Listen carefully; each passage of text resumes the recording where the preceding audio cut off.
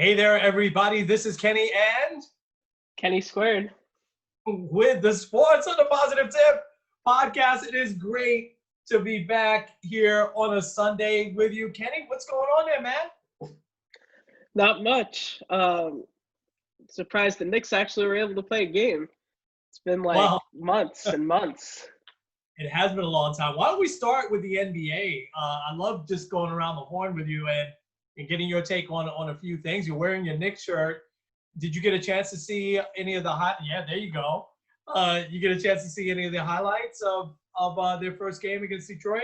I know it's preseason, but Yeah, preseason is better than nothing. I saw a couple of the top-end highlights, which I thought that showed a lot of promise. I know it's preseason and it doesn't count, but it got me excited for their young core. So I guess we're gonna kind of see where this leads. But I saw a few. I also saw the Cavs first round pick, Isaiah Okoro or something like that. He had right. a game winning shot with less than a second left. Okay. So it's fun seeing, especially a lot of these teams that haven't played since March. It's really nice to actually see them in action. So the Cavs are slowly accumulating some young players, right? And trying to get, back to some decency here. I've always been surprised that they have held on to Kevin Love. I thought they would have probably traded him for a couple more draft picks, but he's hanging in there with the team. I think is he the only one still left from kind of the championship run? I think so. Okay. Dellavedova wasn't there for a second, but he's, I think, still there.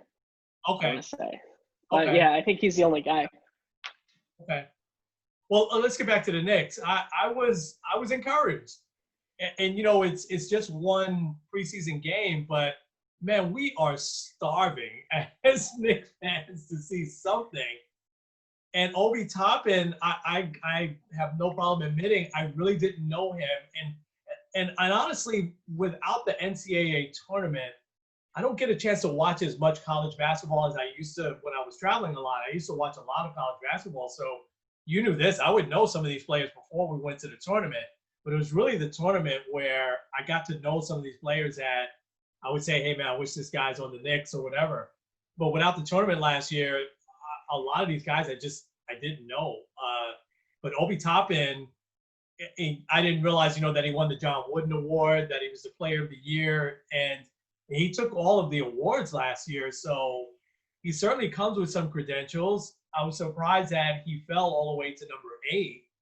But first game, I mean, he's got a big athletic body, so that's going to be good. And I think that the Knicks have a coach, and I don't want to be negative. I don't really want to knock Fizdale or I didn't think Mike Miller was, but it got really apparent to me that the Knicks were really in tank mode the last couple of years. I just didn't think they were about winning games, and I think the big turnaround for me was when they benched Enes Kanter, who was at that time, if not one of their best player, and there was really no reason to bench him, and it just seemed like, okay, we're going to play the younger guys, but you really didn't have. Mitchell Robinson is really good, but for that position, you didn't really have anybody that was going to play instead of him. Tom Thibodeau, I think, is totally 100% different. I mean, what are your thoughts on him? Yeah, I was a little skeptical at first, but I think he's really going to change the culture. The last few weeks, we've talked a little bit about changing the culture, and I think as Christians, we should be changing the culture around us. So often people are like, oh, well, we have to fit it. Well, yeah, you shouldn't be doing stuff that turns people off to Christianity, but still we should be the one setting the tone, not the world. But I think Thibodeau is going to be kind of that guy where he's not going to let the losing culture of the Knicks, the last 5 seasons, really get to him. And I think he's going to really change the way that a lot of these younger players start to view what does winning basketball look like, especially at Madison Square Garden. So I'm really excited for what he's going to bring. I think also defensively, he's going to bring a lot more intensity. I can see a guy like Mitchell Robinson skyrocketing as a result. Hopefully that doesn't mean Knicks would lose him, but you never know. Yeah, I think you make a great point. Two of them, this being a place where really great NBA players want to come to, that's been lost for a while now. And I know a lot when I was a kid, it happened a lot through trades, but guys couldn't wait to get here, like Earl Monroe and Bob McAdoo and Spencer Haywood. And then even in the 90s, Allen Houston, Latrell Sprewell. I mean, Houston was a free agent. Sprewell came in a trade, but there was like a dream come true when they found out that they were getting traded to the Knicks, And now it's like, so I think that culture piece that you talk about is going to be so important for the Knicks to build something special here, because if they continue to get really good young players, Robinson, Barrett, and let's say Toppin, if they really pan out and they're a good core for, let's say, the next 5-10 years or so, hopefully that'll attract really good players to want to come here, Yeah, so that they don't end up going to the Nets, Well, yeah. What do you think about the Nets this year? Let's just say that everybody's healthy with the Nets and they don't trade for James Harden. They go in as a constructed. What are you thinking with them? 50, 55 wins? What are your thoughts? Oh, easily. They're playing their first preseason game now. I think in the first quarter, both KD and Kyrie had over 10 points. So that's going to be a scary duo to face. I think the biggest thing that could unravel them very easily is I don't want to say the media. I want to say people getting under their skin, because I feel like both Kyrie Irving and Kevin Durant are very sensitive. Very sensitive, and especially in the New York market, especially like the NBA, where I feel like players are a lot more vocal and a lot more present. I feel like you kind of have to have that thick skin. So I could definitely see that being an issue. Like skill-wise, the two of them under a coach that they like with Steve Nash, they could easily go all the way to the finals. I don't know if they'd beat LeBron. That'd be quite the story, though. KD and Kyrie against LeBron in the finals. Yeah, that would be a lot of fun. Yeah. I agree. I was always surprised that Kevin Durant. It seems like he got really sensitive after he went to Golden State, and people really criticized him for that. Outside, when he was with OKC, he seemed to be, pretty laid back, not much bothered him type of guy. But and so we know how the New York media can be if things don't go well.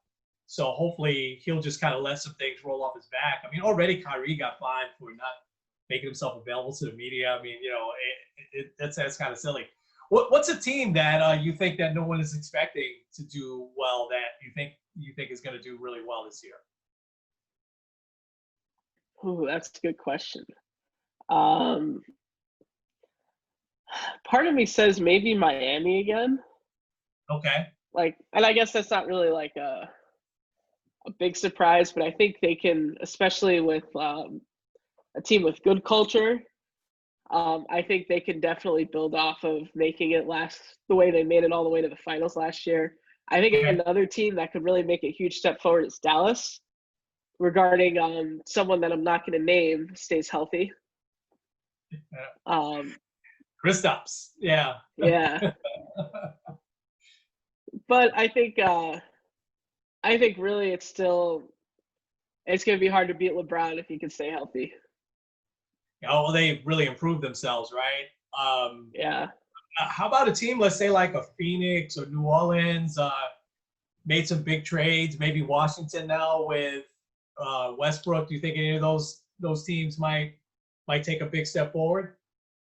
I can see New Orleans for sure. Especially like you're going to get a full year of Williamson. You'll get a, I don't know, like Drew Holiday, they'll miss him, but maybe that means that Lonzo Ball will take a step forward. I don't know. But I could see the Pelicans taking a huge step forward. Okay.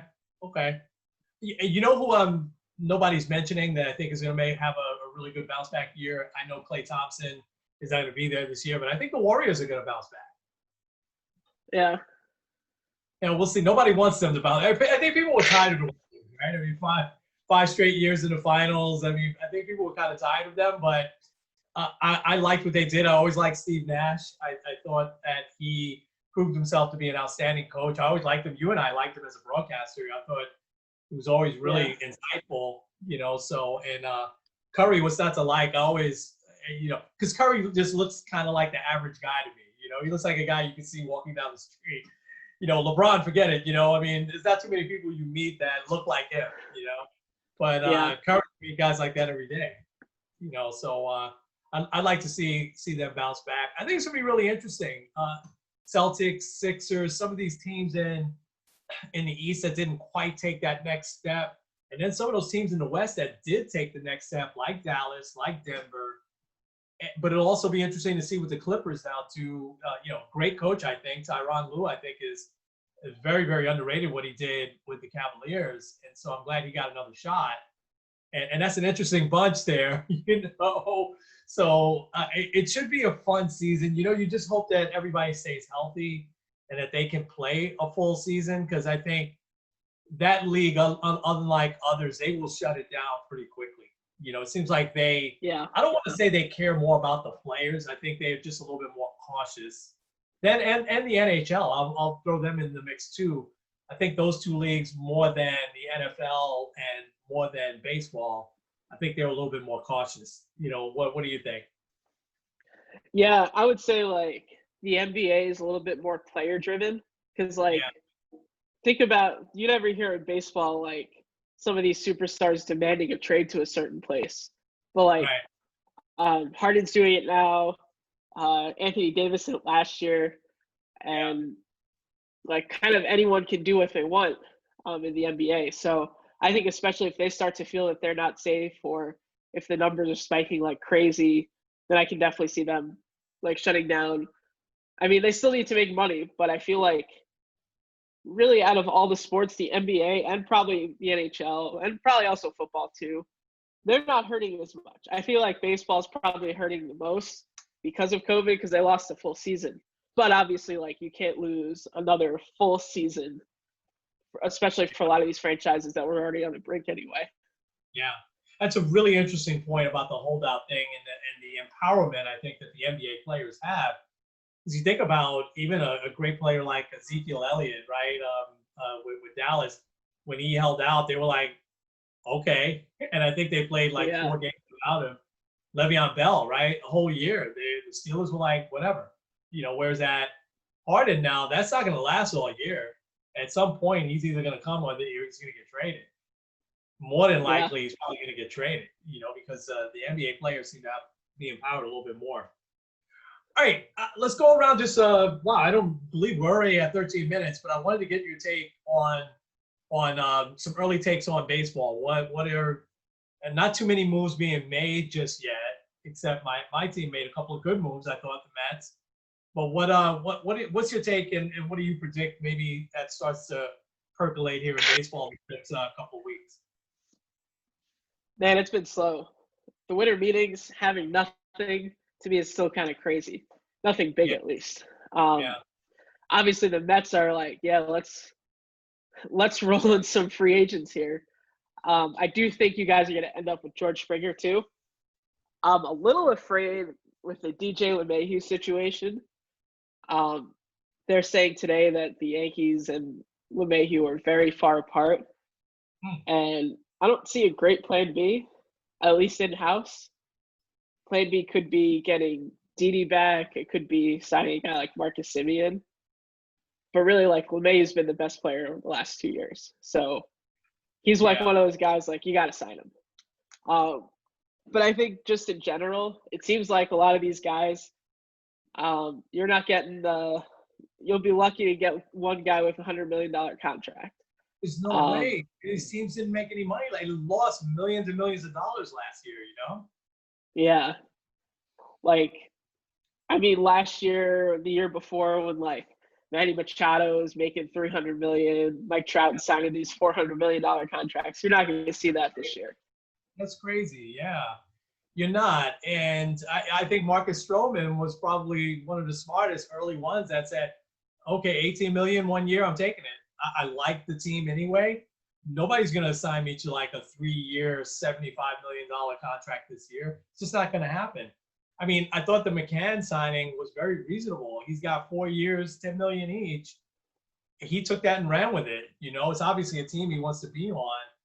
And I agree with you. I think if these guys are holding out for these mega contracts this time around, there's always one dumb owner, you know, but I don't even think there's going to be one dumb owner this year. I think the Trevor Bauers and Springers and Riamuto, I think those guys aren't going to get what they would have gotten on a normal year. It's a tough year to be a free agent. You know, I think you never know how it shakes out with baseball though. It's sometimes can get crazy, you know, but I just don't think it will. Let me go back to your Yankees for a second.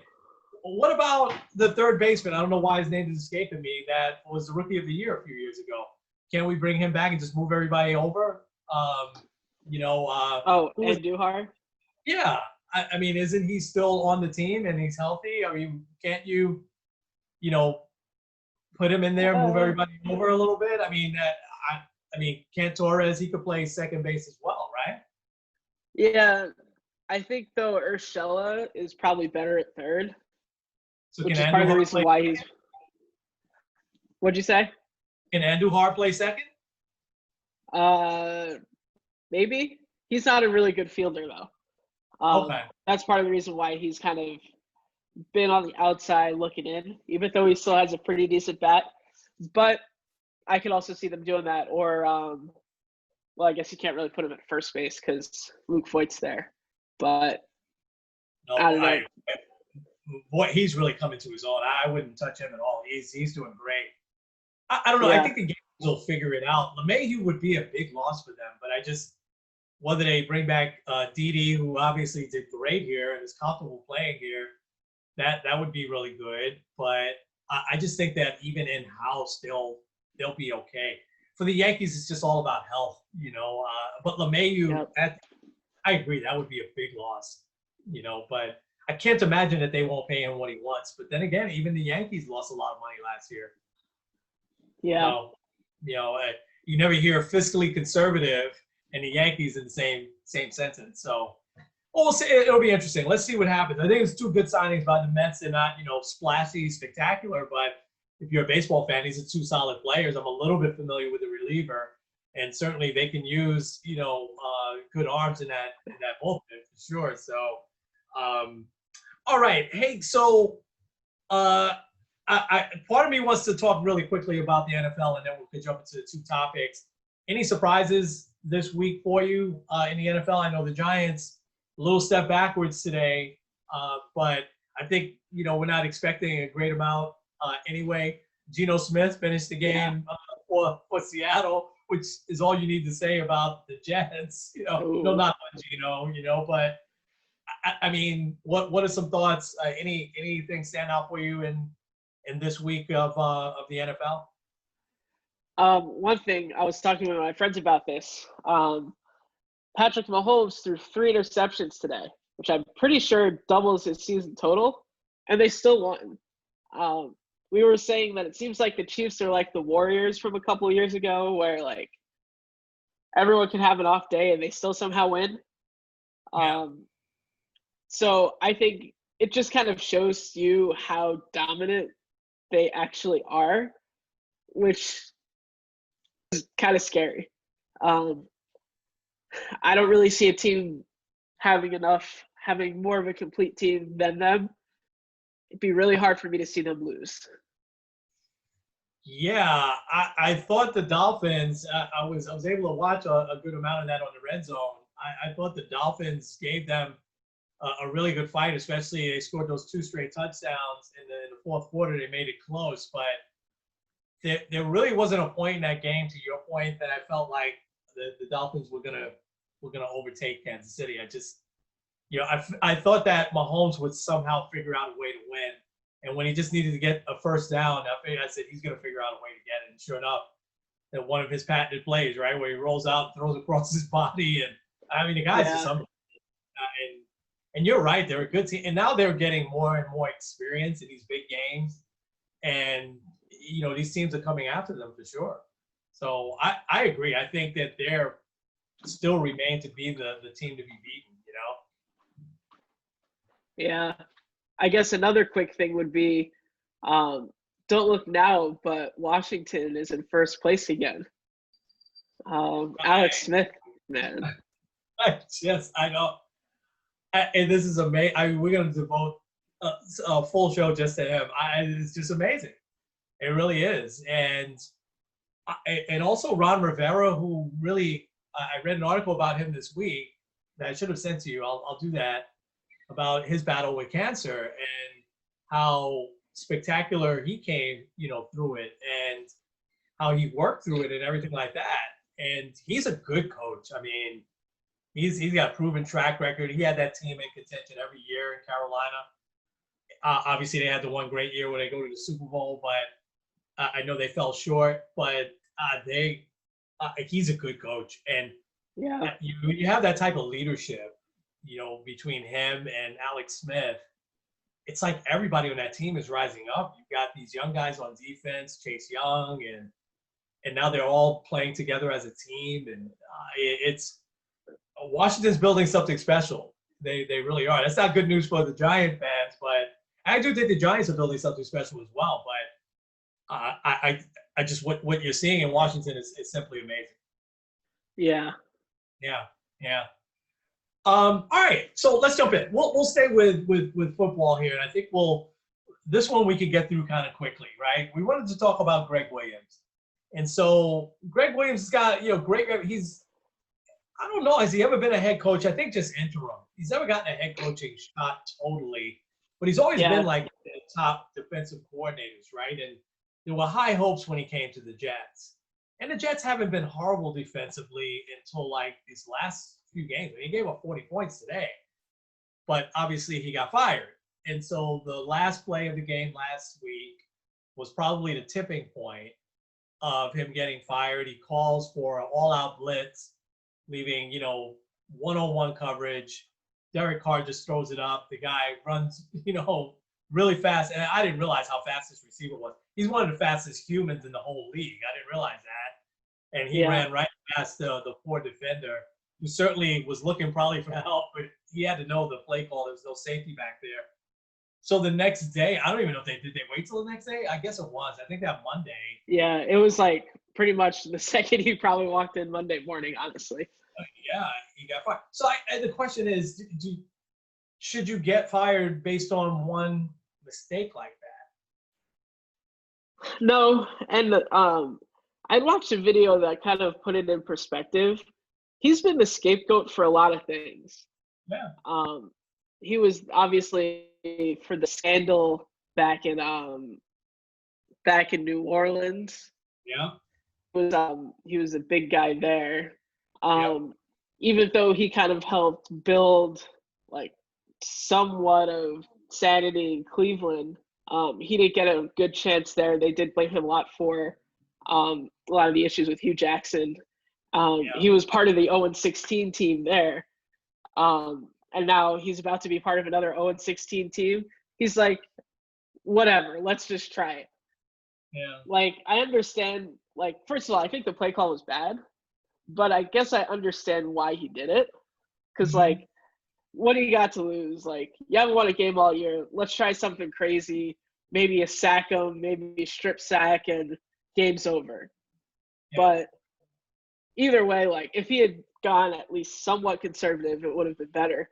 But I guess it also goes to show you maybe some of us aren't as big of risk takers as Gregg Williams is. But it also kind of shows, like, if you make a big bet on yourself and you lose, like, it may end up blowing in your face. But at the same time, maybe Gregg Williams wins because he's not going to be the defensive coordinator of the 0-16 Jets, just the 0-12 Jets. This is true. I do think his career has been a little bit overrated. I agree with you. I had mixed feelings, right? Because I talked today at church about how when you lose a job, God has a plan, right? For you. And you're probably the best example because I did talk about your story, at church today. And so when you get a chance to listen to it, and I felt like yours is probably one of the best examples. Now, I don't know what Gregg Williams Faith is at, or whatever, and maybe something better is out there for him. I just it's hard to. There had to be other things. I don't think they fired him just on the one thing. On the surface, it seemed that way, but I just think that you're right. He took a chance. It was a hard, it just, the way it looked at, okay, we want to get the first draft choice, because that's how bad the play looked. It's not like the Jets have called these all-out blitzes and they're sacking the quarterback left and right. They haven't. They're just not that good just yet. And Derek Carr is not the most mobile quarterback, but he's also not, pardon this, he's not Eli, where he's just going to be standing back there. And so it was just a head scratcher. Get the win.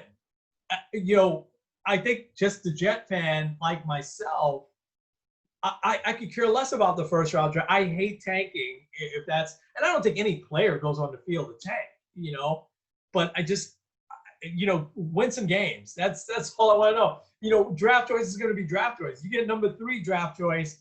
It might not be Trevor Lawrence, but you're going to get a pretty good player at number 3 or number 4 or whatever, But at least you win some games. You get some momentum. You get, you just saw it boil over today with some of the penalties they started having. It was so frustrating. So you can tell the players really want to win. And it just was it was hard to take. But I also, I had such mixed feelings because I didn't think the guy should be fired for it either. Because I think you're right. I think he felt like, hey, we got nothing to lose here. Let's go all in. And let's put this game away by sacking him. Again, without you think he has all the information that we would have and then some, right? That, oh my gosh, on this side I have one of the fastest guys in the league, and he's going to outrun this quarterback.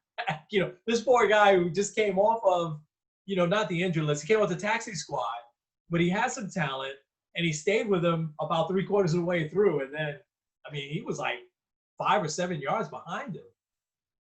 So I don't know. I think, God gives us so many chances, and maybe that's why it's ingrained in me that, we all mess up. We all fall short every day, but yet we get those chances and chances. And I know it's different in the corporate world, as you can attest to, right? And I know it's different in sports, which is the corporate world, which is a business. But I would have liked to have seen them say, let's stand behind our coach here. Here's why he called this play. This is what he was trying to do. Put him out there, let him speak for himself. At the end of the year, I don't think any of those guys are going to be there anyway. Yeah, that's true. I don't know. All right. On a more pleasant note, I sent you an article about Nick Foles and Carson Wentz when they were both teammates with the Eagles, and it was an amazing article. Again, sometimes we just don't know players that have a lot of faith, that are saved, that lead a Christian life, and that's fantastic, right? So both Nick Foles and Carson Wentz are, they became very close. A lot of it due to them having the same faith and really praying together, things like that. And the article was talked about how each prayed for each other to do well and how they rooted for each other and they had each other's back. What was some of your takes when you read that article?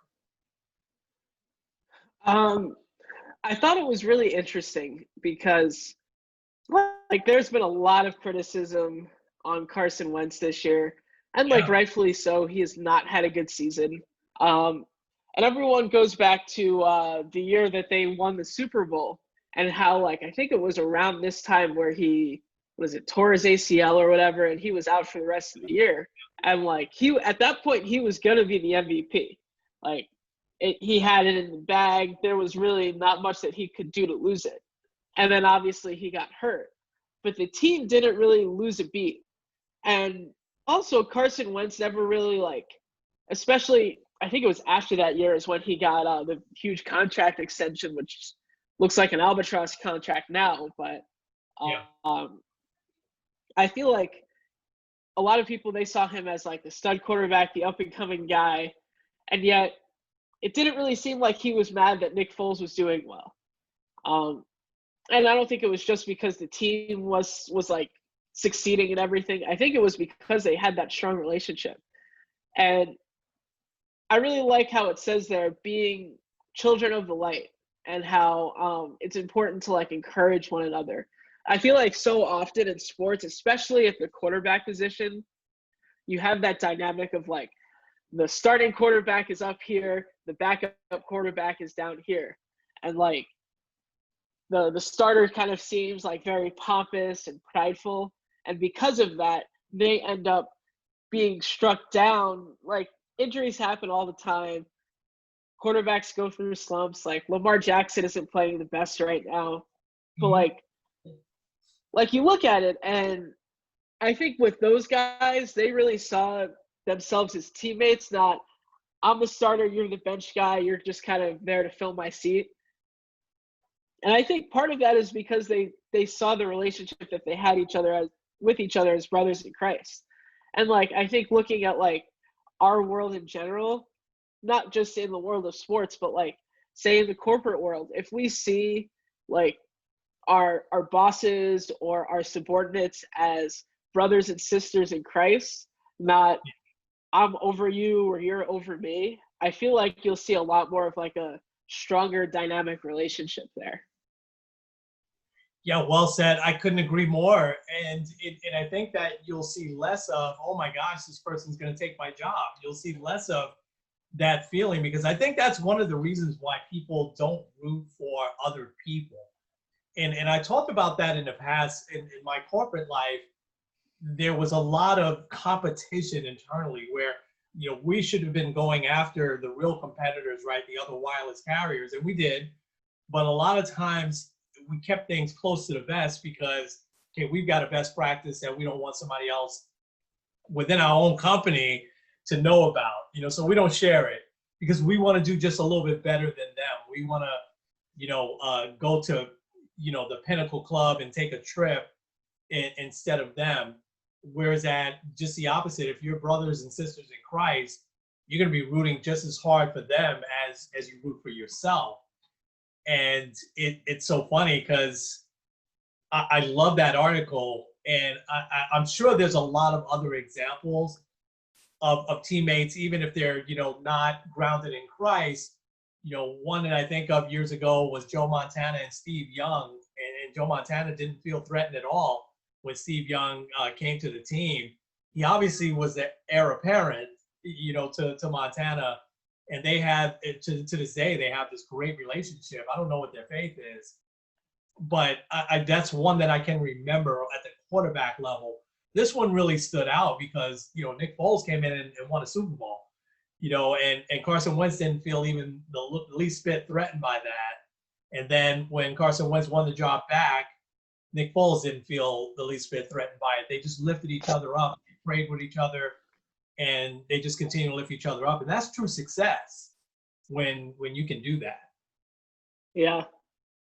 And that's another thing too. Like Nick Foles won a Super Bowl against Tom Brady. Only Eli Manning can say that. Yeah. And like most people would be like, all right, give me my contract extension, I'll get paid. But he was fine with just staying as the backup quarterback, which I think also says a lot about Nick Foles. Yeah, no question. Very high character. Last quick thing on this is that I'm trying to remember who's announcing the game. I think it's Daryl Johnson and our guy Kevin Burkhardt. And they made a point of, because that's the game that was on here today, the Saints and the Eagles. And Jalen Hurts was doing very well. But Carson Wentz, they were saying that one of the things is that he misses Frank Reich, who was the quarterback's coach. Now, obviously, head coach doing well, right, with the Colts. And apparently they also, and Dal Johnson said that they are very much familiar and grounded in Christianity and faith.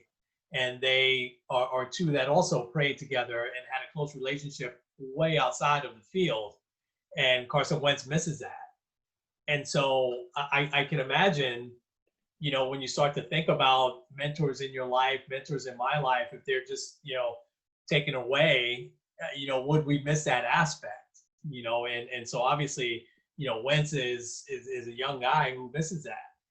And so hopefully he gets to still talk to Frank Reich, relatively often, but it's not the same. They're not, on the same team anymore. So, Yeah. yeah, Actually, it's funny you mentioned that because I've heard kind of a hot take. Oh, they should trade Carson Wentz to the Colts because the Colts have Philip Rivers. He's not going to be there forever. right. So that Yeah, would be a good spot for him.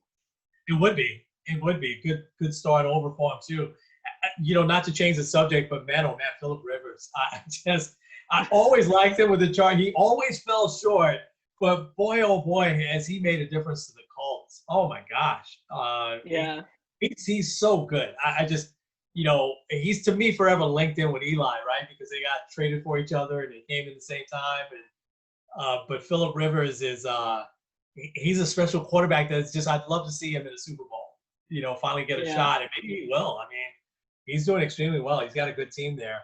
So staying grounded in Christ, having people that are in your corner. I mean, how important is that? I mean, it's just you can't really ask for more. Wins or losses, at the end of the day, are not going to matter if you have folks in your corner really, really rooting for you. Yep. Definitely. Yep.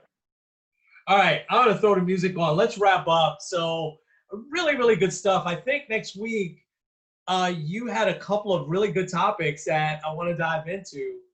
And I think it'll be really interesting. We'll certainly stay caught up on what's going on in football and baseball. Hopefully we'll have a little bit of movement, maybe next week. But and basketball is going to start to, man, before you know it, regular season starts, right? Another like 10 days or so, even less than that. So Yep. 10 yeah. days. Wow. Yeah, it's amazing. Seems like it just finished. But anyway, Kenny, it's been a blast. So for now, this is Kenny and Kenny Squared. with the Sports on the Positive Tip podcast. We will talk to you next week. See you then.